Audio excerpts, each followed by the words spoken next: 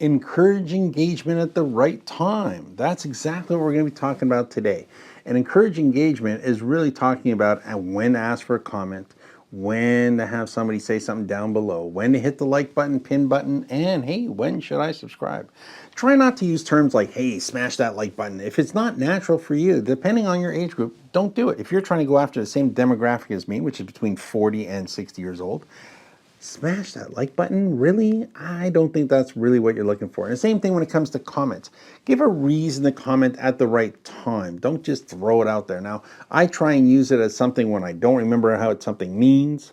Like in my last video, I've got to be honest, there's a video that I watch every night. It gets thrown on my feed. It's boats coming out of a marina. It's got hull in the name. I don't know the rest of it.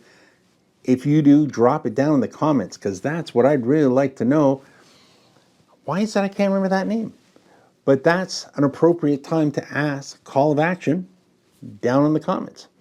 Now, if you're going to ask somebody to subscribe to your channel, you are going to want to do it at the right time. Don't just ask for it. Hey, right now is a great time to hit that subscribe button, because I haven't told you anything about why you should hit that subscribe button. Save it for when you actually give away what your video is all about. That moment where you think you've climaxed in the video content and you've reached the goal where you can ask for it. So if you're going to show somebody how to fly fish, yes, I'm talking about fly fishing again, when you actually demonstrate how the actual motion is done and how nice it is and how easy it is, even if this is just something people watch because it's relaxing to them and they enjoy it, once you've gotten past that point, that is the time to ask for that. Hit that subscribe button. Please hit that like button. I'd appreciate it, because it's very encouraging to me and, of course, to the algorithm. So placing those where you can and when you can are very strategic. A lot of times, I won't even mention it at all. I won't even ask for a subscription to the actual channel. I'll just let people do it organically, because a forced subscription where you've pushed it too hard, maybe you did get the person, doesn't mean somebody's going to necessarily like it. And as the algorithm goes these days, a lot of people aren't getting that many views from those subscriptions. Now, it does help when somebody's bored, or somebody like me who actively looks for certain people that I want to watch. If I don't see them and I really enjoy their content, I'll look at my subscription feed and I will find them and I will check and see if they've got content. That's why it's really there for. Besides the fact that you need to get 1,000 of them to become monetized as part of the monetization program. You need to get 1,000 and you need to get 4,000 watch hours. One of those two will come to you rather quickly. The other one's the one you're going to have to practice and work on a little bit more. But that's okay. For the first 50 videos, you wouldn't be making a lot of money anyways. So all you want to do is make sure you make the best content you can and make it a little better every time you do it. Learn something new, learn a trick, learn how to do this, learn how to do that. After you've looked at your video, you should be able to look at your last 2 or 3 videos and see some progression, see something getting a little bit better. And that should include when to ask somebody to hit that subscribe button. And for me, I think that time is right about now.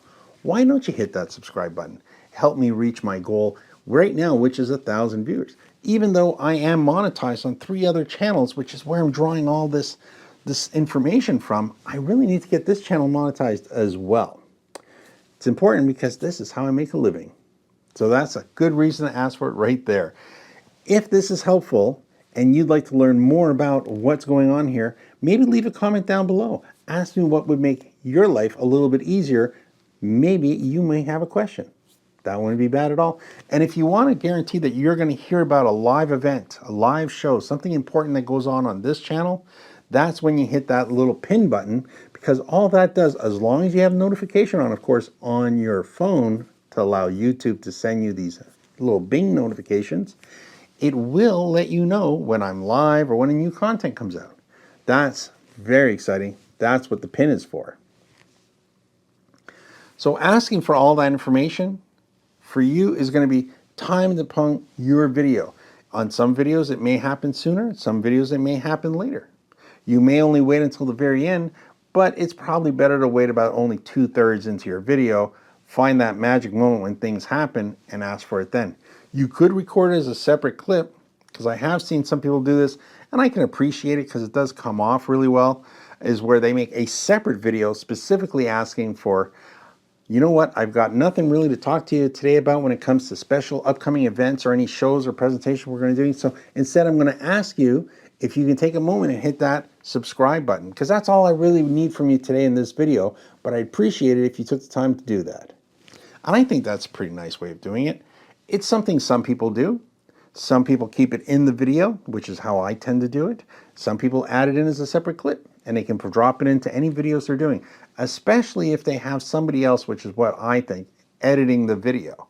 So they've done these B-roll inserts to be added to the overall video. You see that happen a lot too. And if there's only one thing you take upon this whole thing, is make sure to be natural and organic about the whole thing. You don't want to make it seem out of place. So, and if you can't seem to figure out how to fit that in, or you forgot to do it all together, then take a film shot in your home space and add it to your outdoor video. So this way you have it at the right point where you think it's right, and make it natural and make it genuine. And the viewer will appreciate that, and they'll hit the button or leave a comment or subscribe. Remember, you're always going to be left with 70 to 80% of your viewers aren't subscribers, and 95% of everybody who watches your video never leaves a comment. It's just the way things are. Try and get people to interact with the like button would be nice. And again, depending on what you're watching, especially if your viewers are on TV, it's very hard to get in there, hit the like button, hit the actual subscription. All you can really rely on is try and get them to stay on your video for as long as possible. So this way, YouTube says, hey, that particular person, like we said in the last video, your avatar, likes your content and wants to watch it some more. And they'll not just feed it to them now, but they'll feed it to them the next time, roughly at around the same time slot, if you do something as a viewer on a repetitive motion. So if you have somebody who watches your videos that you're making, and they always watch your video at night or in the morning, YouTube is going to see that they like watching your content, and they're going to feed it to them at that point in time. And later on, when we're looking at how to read our actual best time for our viewers, because that's when people are watching your videos, you're going to get to see where your viewers are coming from, and you get to see what time of day they're watching. So which brings us right up to our next video, which is consistency, not virality. You may have a video that goes viral, and that's great, but being consistent and getting your videos up there is what it's going to be all about. And that's what you're going to learn if you watch this video right here. Which leads us right into our next video here, which is going to be all about consistency and not virality.